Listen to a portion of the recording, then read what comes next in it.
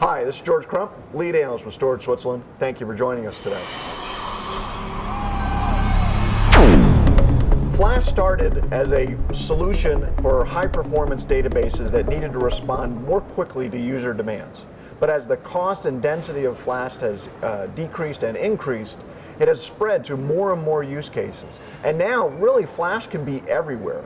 And so let's talk about how that looks in the data center today.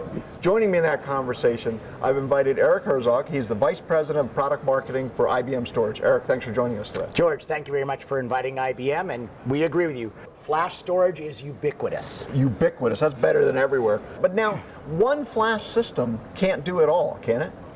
Well, we see you need the right Flash tool for the right Flash job. Okay. So for example, for cloud workloads, we have what we call the A9000. The A9000 incorporates feature sets such as secure multi-tenancy, quality of service, and thresholding, which could be used in other workloads. But for cloud workloads, it's a requisite, whether you be a cloud provider or whether you be an enterprise. So you have to pick the right Flash for the right job. And quite honestly, George, what we see, the Flash market is just like the hard drive market. You had high-end hard drive market, mid-range, entry, specialized for availability, for example, or for big data, and Flash is just mirroring that with a faster medium, Flash, versus what the speed of the hard drive. So I know that you guys have nailed that traditional sort of Oracle SAP workload with your guys' traditional Flash systems. Right. But recently you've come out with something that's really geared toward big data. Can you talk about that a little bit? Sure. So for big data workloads, we have the Deep Flash 150.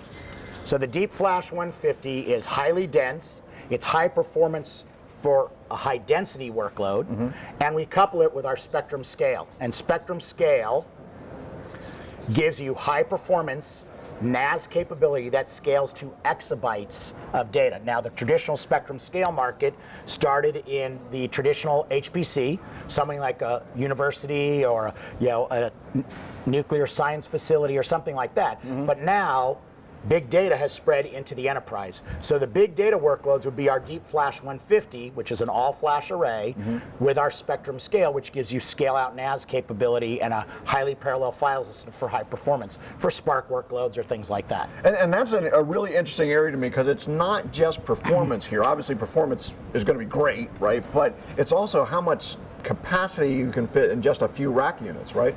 Yeah, so what you're thinking of in the Deep Flash 150, for example, without any deduper compression, so literally just raw flash, we can do over 7.1 petabytes in a single standard rack. Wow. So for flash, that's highly dense. Right. You could go denser with hard drives, but then you can't get the same performance. So for these big data analytic workloads, which used to sit on these slow disk drives, now they want flash. Now, is the Deep Flash 150 as flash as our flash system? No, but again, it gets back to my statement that it's mirrored the hard drive market. 15,000 RPM drives were faster than 10,000, faster than 7,200. Our Deep Flash 150 is way faster than a hard drive big data analytics array, but is much slower than our flash system. So it's very much mirroring what you saw in the old hard drive arrays, except everything is now flash. High-end, mid-range, entry, specialized like the Deep Flash.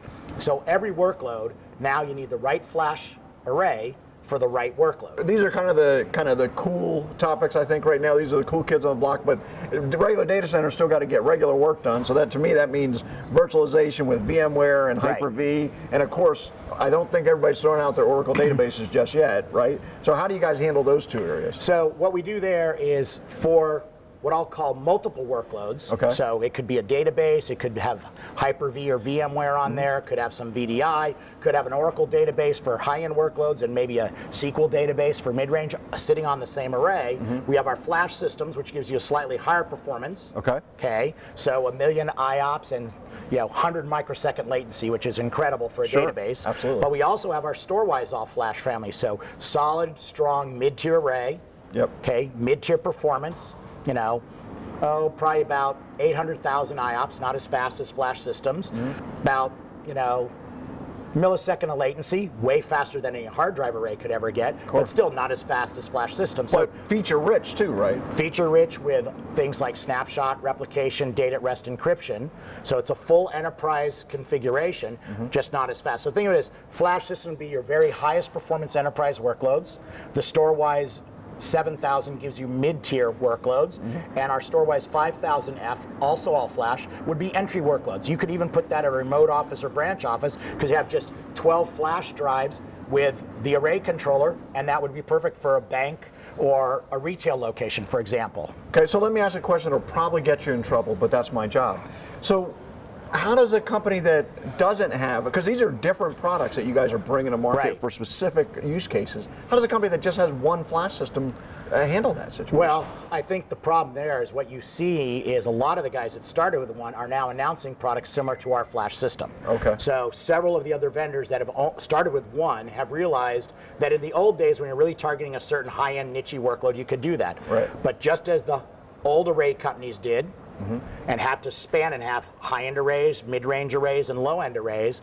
The guys who started with one flash array realizing, wait, I need a high-end array, a low-end array, and a mid-range array. One of the misnomers that people think is flash is expensive, which it's not. It's Right. basically the same price as our hard drive array these days. Sure. But on top of that, it was so nichey. And what's happened is, if you look at the progression, in the old days, if you look at some of the old movies in the 80s, look at a data center, everything's tape. Not Yep. backup and rep. Right. Everything is tape. Yep.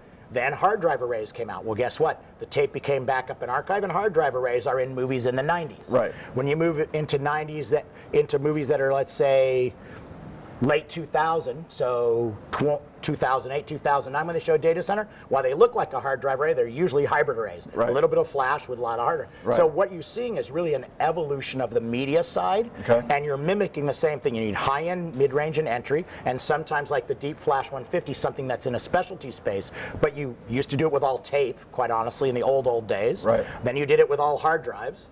Then you did it with hybrids. Now you're just doing it with all flash. And guess what? In 3 years, there'll be something that replaces flash. Right. And it's just an evolution. It's not a revolution. It revolutionizes aspects of your data center, things like power rack, stack, and floor. Sure.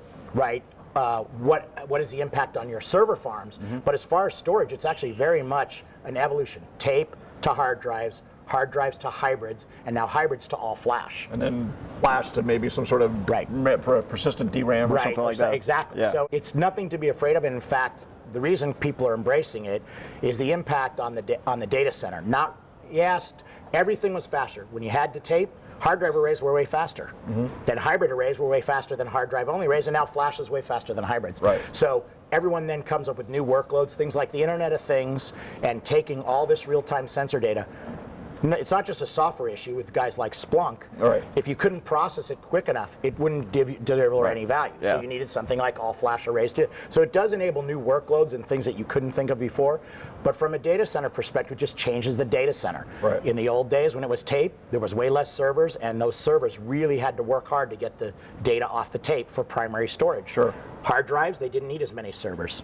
All flash, you're going to need even less servers. Right. So that's where the impact is more on data center process and how you architect your entire data center. On storage, you're just going from slow to reasonable to fast, and now to ultra fast with flash when you think about tape, hard drive, hybrid, and now all flash. All right. So it's just evolutionary. Awesome. Well, Eric, thanks for joining us today. Thank you very much. Really appreciate it, George. So there you have it. Flash can be used for a variety of different workloads today, not just databases, but analytics and big data and different types of workloads like that, cloud, all different types of performance.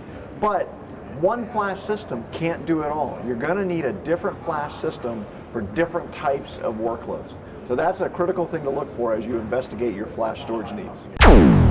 I'm George Crump, lead analyst with Storage Switzerland. Thank you for joining us.